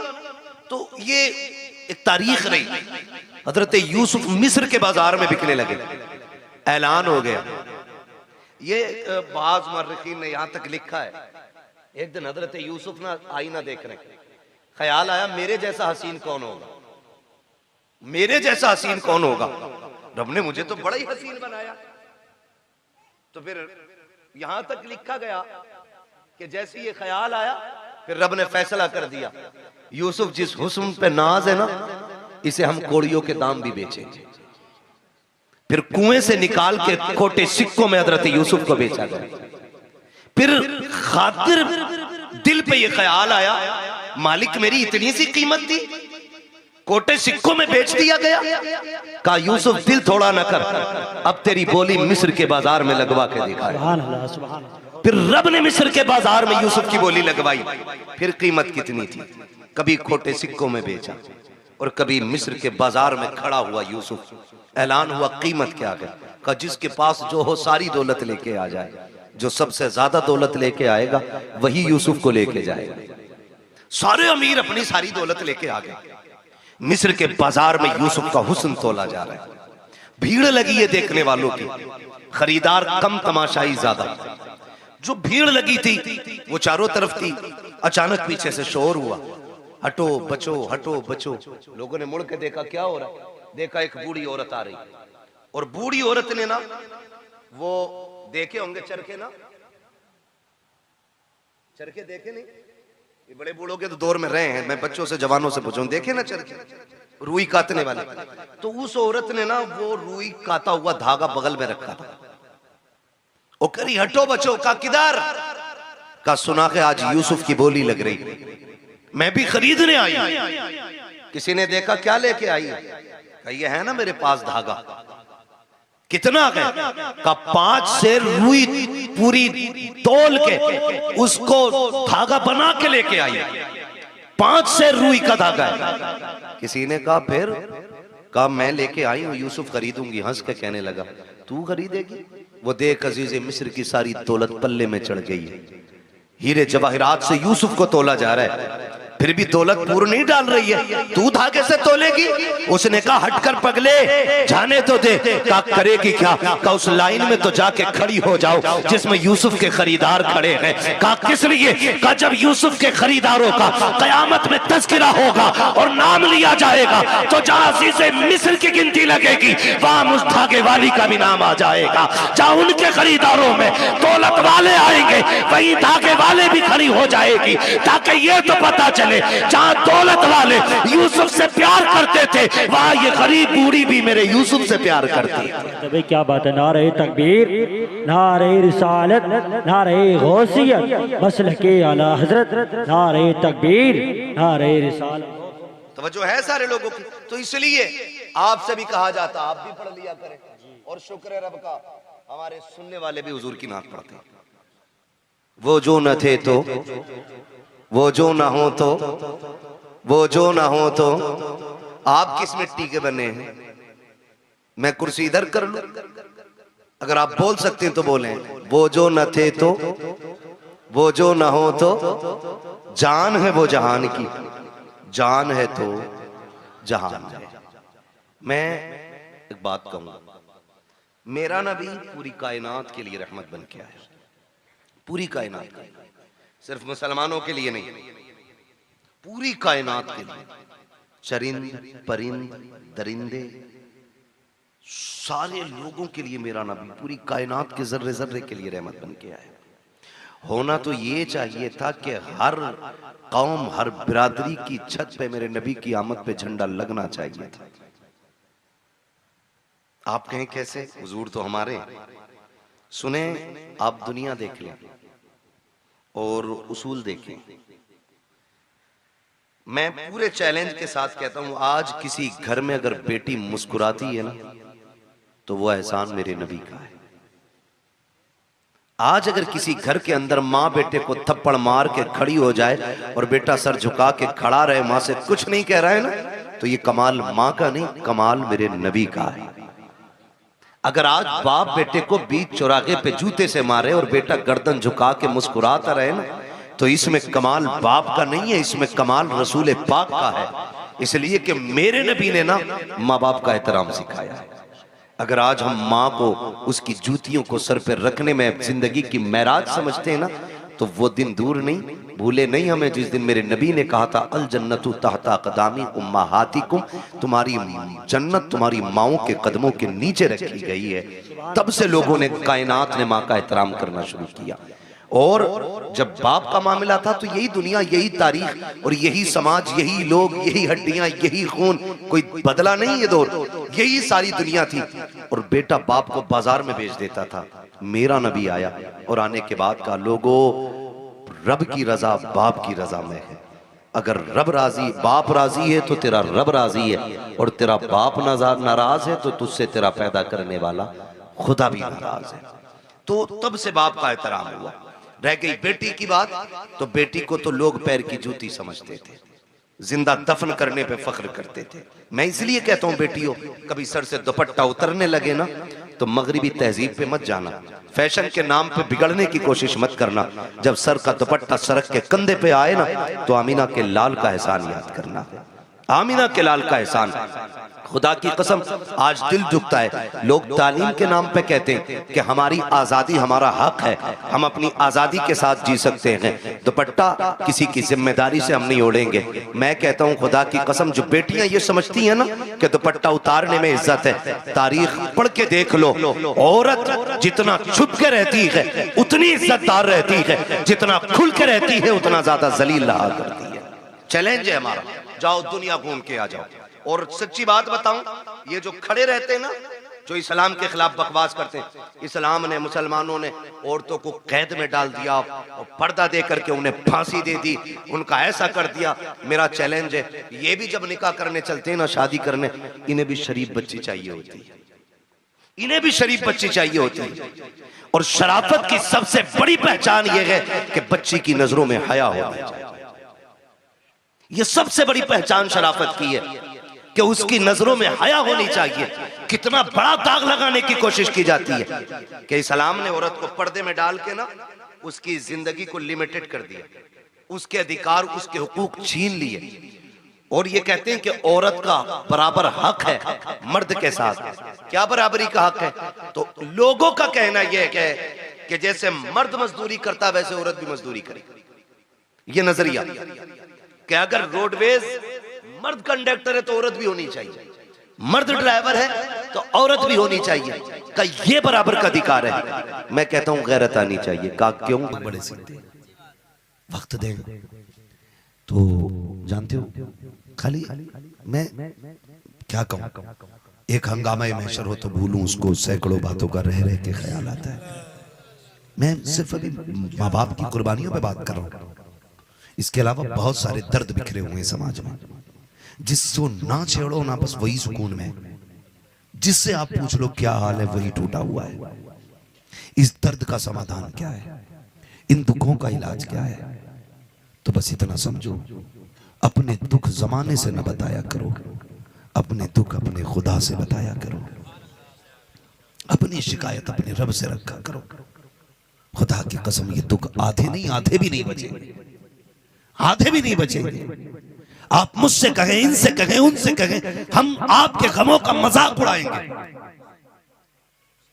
लेकिन तेरे गमों की जो सबसे बेहतर कीमत तेरे रब की चौखट से मिलेगी वो कहीं से नहीं मिल सकती है, कहीं से नहीं मिल सकती। मैं वो इलाज बता ही नहीं सकता जिसमें मेरा घाटा होगा, मैं वही इलाज बताऊंगा जिसमें मेरा भी फायदा होगा। मेरे हुजूर की चौखट है। एक देहाती सहाबी है, देहाती शख्स है, अभी हुजूर से मिला नहीं, पहली मुलाकात हुजूर की चौखट पे आया। महबूब अलैहिस्सलाम ने हाल देखा, चाल देखा, हुजूर तो दिलों के हाल जानते हैं। आला हज़रत क्या कहते हैं, और कोई गैब क्या तुमसे निहा हो भला, जब ना खुदा की जुबा तुम पे करोड़ों दुरूद। तो जब वो आए ना हुजूर की बारगाह में, आका करीम ने फरमाया कहां से आए हो? कहा सरकार फलां गांव से आए हो। मेरे नबी ने फरमाया आए क्यों हो? कहा सुना है कि जो तुझसे मिल जाता है खुदा उसको मिल जाया करता है। वो कहते हैं सुना है आप जिसके हो जाते हैं खुदा उसका हो जाता है। महबूब फरमाते हैं हक सुना है, सच सुना है। कहा फिर आपके पास रह करके आपको राजी करके मैं खुदा को पाना चाहता हूं। हुजूर के अगले जुमले सुने, फरमाया घर पे कोई है? उन्होंने कहा जी। किसे छोड़ा घर पे? कहा बूढ़े माँ बाप। इजाजत दे दी उन्होंने? कहा हुजूर मैं आ रहा था तो वो रो रहे थे, तो मेरे महबूब ने फरमाया जा, मुझे राजी करने आया है, घर वापस चला जा। जिन्हें रोता हुआ छोड़ा है उनके लबों पे मुस्कुराहट दे दे।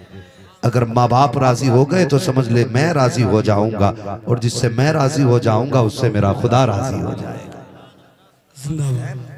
हुजूर कहाँ भेज रहे हैं और हजूर कहाँ भेज रहे हैं? हुजूर ने कहाँ भेजा और हजूर ने कहाँ भेजा? न जाना हजरत जाहिद के तस्बीह हो मुसल्ला पर बड़े पहुंचे हुए हजरत हैं, इनको हम समझते हैं। भाई तो रिश्ते निभाने की कोशिश करें। एक बाप अपने बच्चे को बनाने संवारने में पूरी जिंदगी लगा देता है, पूरी जिंदगी लगा देता है। आपने देखा नहीं है दरख्त लगाया कभी घर में? बोले बोले दरख्त लगाया कभी?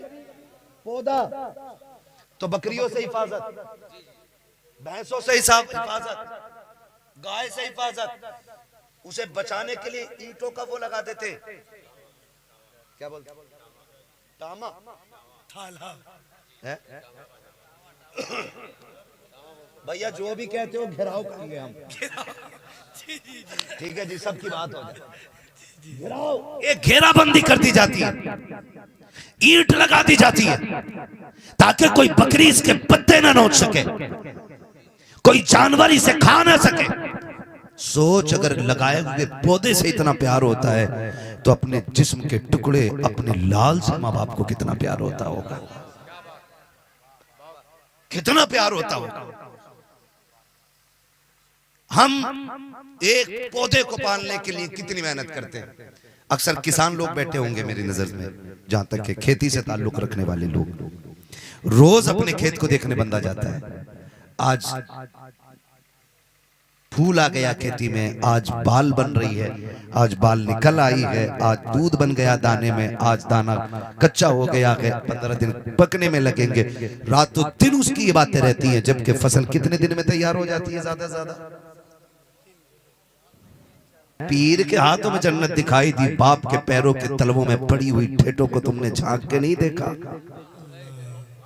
झांक कभी तलवों में, वो तुझे बचपन में कंधे पे लेके ना चला होता ना उसके पैर भी रुई जैसे होते। लेकिन हम कहते हैं मजा आ गया, पीर साहब के हाथ दबाए, हो ऐसा लग रहा है जन्नत का फरिश्ता पकड़ लिया। ये भी एक बार बेगैरत नहीं कह रहा कि अब्बा के भी हाथ दबा दिए, क्योंकि इसके कौन दबाएगा फिर, ऐसे ठलुए गुलाम कहां मिल जाएंगे। मैं आपसे गुजारिश करता हूं, वो पीर जो तुम्हें माँ बाप से दूर रखे, उससे खुद ब खुद दूर हो जाओ, दूर हो जाओ। कोई पीर तुम्हें माँ बाप के बगैर जन्नत नहीं दे सकता है, ये लिख लेना। कोई भी पीर तुम्हें माँ बाप के बगैर जन्नत नहीं दे सकता। लग रहा होगा ना मैं पीर रखला, मेरे पीर साहब, मैं किसी के पीर को नहीं कह रहा हूं, जिसका भी पीर माँ बाप से दूर रखे, हलाल कमाई से दूर रखे, ऐसे पीरों को छोड़ दो, वरना नस्लें बर्बाद हो जाएंगी। हमारा भी एक पीर है, दुनिया ताज शरिया कहती है। हाँ, हम बुखारी शरीफ जब पढ़ते थे, हजरत के पास लोग मिलने आते थे ना, मुसाफा सरकार फरमाते थे ताज शरिया, और उसके बाद कहते थे यूसुफ भाई वगैरह से, आशिक भाई वगैरह से, कहते थे लोग गए के हैं, कहते हजरत अभी यहीं खड़े, तो गुस्से में कहते थे यहाँ क्या कर रहे हो, क्या देख रहे हो, ये कोई कश्मीर की वादी है, ऐसे बोलते थे, ये कोई कश्मीर की वादी है जो यहां तमाशा देखने खड़े हो। फरमाते थे जाओ अपने बच्चों के लिए हलाल रोजी तलाश करो, कि अगर मेरे पास रहोगे तो बच्चों के लिए हलाल रोजी कहां से लाओ, ये नजरिए लाओ। तो आज बीजेपी की तरह 50-50 रुपए में मुरीदों से भीड़ लगवाई जाती है। हाँ, आगे पीछे गाड़ी लगा दो, आका आ रहे हैं, इस आका से पूछ, गारंटी हो गई तेरी जन्नत की, तेरे कागज तो तैयार होंगे। जानते हो जब हजरत राबिया बसरिया के पास निकाह का पैगाम हजरत हसन बसरी ने भेजा, आपने मालूम है क्या कहा था? कहने लगी, कहा कि मैं निकाह करना चाहता हूं। तो आपने फरमाया इतनी फुर्सत है आपको, आप निकाह करेंगे? नीचे लिखा था सुने ना, निकाह की दावत हम कबूल कर लेंगे, बस जरा चंद सवालों के जवाब दे दें। कौन कह रहा? राबिया बसरिया। कह किससे रही है? हसन बसरी से। हसन बसरी से कह रही है, हसन बसरी निकाह की फिक्र में लग गए हो, बताओ क्या गारंटी मिल गई है कि ईमान पे खात्मा होगा? कोई कागज मिल गया है कि मौत ईमान पे आनी है? का अगर ईमान पे मौत आनी है तो फिर ये बताओ कि ये कोई गारंटी है कि कब्र के सवाल आसानी से पूरे हो जाएंगे? सोचे जरा, हम अपने आप को देखें, ये जुब्बे ये कुब्बे बने फिरे पीरे मुगाम, बांटते फिर रहे हम जन्नत। खुदा की कसम, इमाम गजाली ने कहा था, काश अगर कोई ये यकीन दिला दे ये यकीन कोई दिला दे कि जहन्नम की सजा पाकर के जो सबसे आखिर में निकाला जाएगा वो गजाली होगा, कहते हैं फिर मैं चैन की नींद सो जाऊंगा। कहते हैं अगर ये भी पता चल जाए कि मैं जहन्नम में जाऊंगा लेकिन फिर निकाल लिया जाऊंगा और आखिर में निकाला जाऊं भले ही, कहते हैं फिर भी चैन से सो जाऊंगा। आज हमारे नफ्स देखें, जातियात देखें हमारे, जब तक 2-4 लोग हमारे खुतबे ना पढ़े हमें मौज ही नहीं आती। 8-10 लोग आगे पीछे ना हो हमें मजा ही नहीं आता बात करने में। यह भी कोई जिंदगी है? कहा हसन बसरी, अगर सांस ईमान पे टूट रही है फिर ठीक, कब्र के सवालों का जवाब पक्के कर लिए, और अगर जवाब भी पक्के हैं तो पुल सिरात का मसला सब ठीक ठाक है ना? ओ वो जो तराजू लगी है वहां अमल जो तुलेंगे, सारी तराजू का मामला साफ है। चीख निकल गई इमाम गजाली, हजरत हसन बसरी जैसी जात की। हम जन्नतें बांट रहे हैं।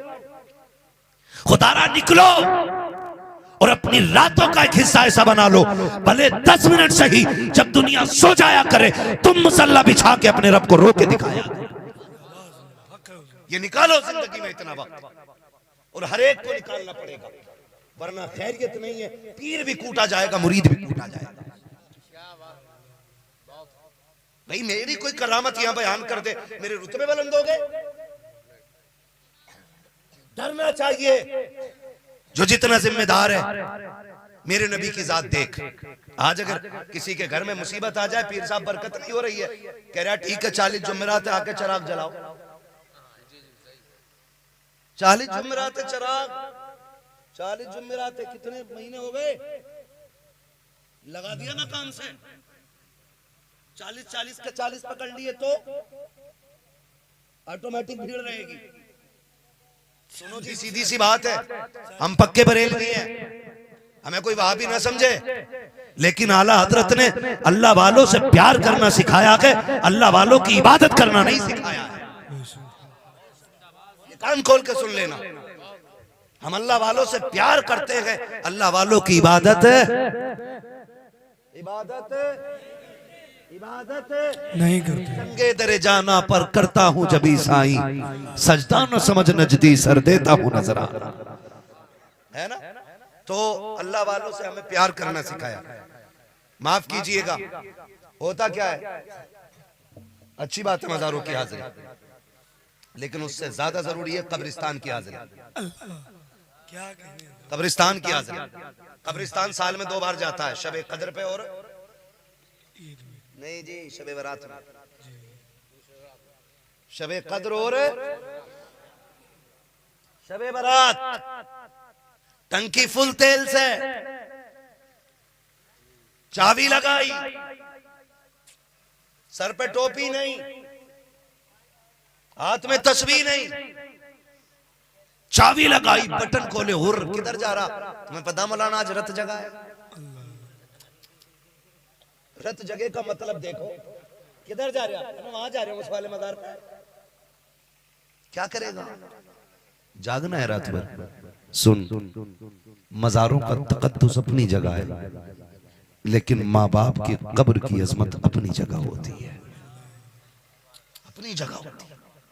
खूब चक्कर लगा रहा, हुर हुर हुर, कह रहा मौलाना पूरे 3 बजे सोया जाकर, फजर में उठा क्या पता ही ना चला, क्योंकि रात भर जागा था ना, इसलिए फजर गायब, क्योंकि रात भर जागा था। हमारी कौम बहुत माशाल्लाह इतनी सीधी कौम है, शब कदर आ गई ना तो सारी कब्रों की घास खो देंगे और कुछ चूना फेर देते, जनरेटर लगाएंगे, पूरी लाइट लगाएंगे, और लाइट लगा के अब्बा की कब्र के बिल्कुल बीच सीने पे अगरबत्ती ठोकेगा। वो भाई इन उलमा से पूछो, आग को कब्र से और कब्र को आग से दूर रखना चाहिए, बीच सीने पे ऐसा मुट्ठी भर के पूरी लगाई है और दूर से फोटो खींच रहे कब्र का। कह रहा हमारे यहाँ के कब्रिस्तान देखो, आज शबे बारात है, आज शब कद्र है। मैं आपसे पूछना चाहता हूँ, जरा बताओ तो सही, ये वजह क्या है? मालूम है ये जिहालत की वजह है, हमारी नाइल्मी की बुनियाद है। हम कभी मदरसे नहीं गए, हमने कभी इल्म नहीं सीखा।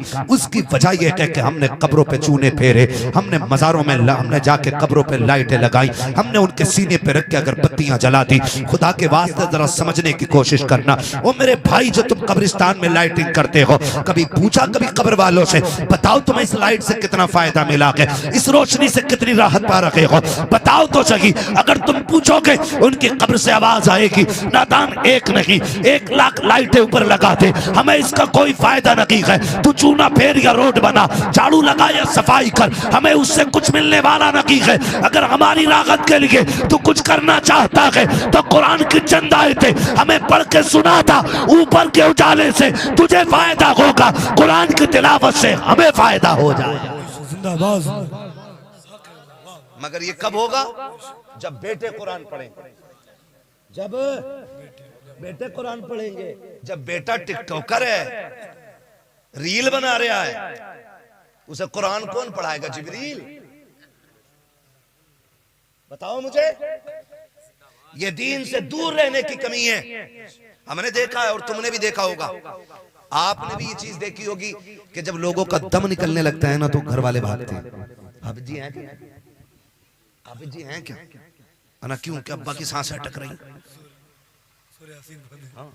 अब्बा की सांसें अटक रही है। सुने, मजाक ना समझे इसको, सीरियस लें, ये सभी के साथ होना है। मौत ख्वाब नहीं है, हकीकत है, मरना है सभी को।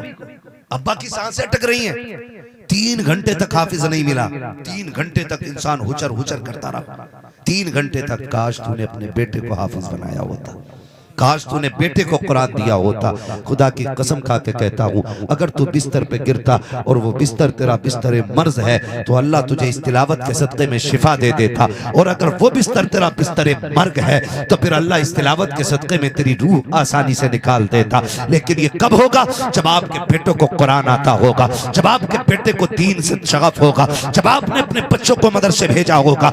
ये सबसे बड़ा काम है। खुदा की कसम, दुनिया की दौलत इकट्ठा करना कमाल नहीं है, अपने बच्चों के सीने में कुरान की दौलत डाल देना ये सबसे बड़ा कमाल, ये सबसे बड़ा कमाल होता है। तो पढ़ाएंगे इंशाअल्लाह अपने बच्चों को, इंशाअल्लाह पढ़ाएंगे इंशाअल्लाह। हमारे मारेरा शरीफ का एक पैगाम है, आधी रोटी खाएंगे बच्चों को, आधी रोटी खाएंगे बच्चों को पढ़ाएंगे। तालीम पे सबसे ज्यादा गौर करें, पढ़ाएं। और कुरान, आज क्या वजह है? एक घर के अंदर 9 मेंबर हैं, कुरान 2 ही हैं। हाँ, कुरान 2 ही हैं। एक अम्मा के जहेज में मिला था, एक दादी के जहेज में। हर साल नए मॉडल का मोबाइल आ सकता है घर में, लेकिन जिंदगी में कभी कुरान के हदिये की फुर्सत नहीं मिली। ये सच कह रहा हूं मैं। 9 मोबाइल, 5 लोग हैं तो 9 मोबाइलों को फुर्सत नहीं।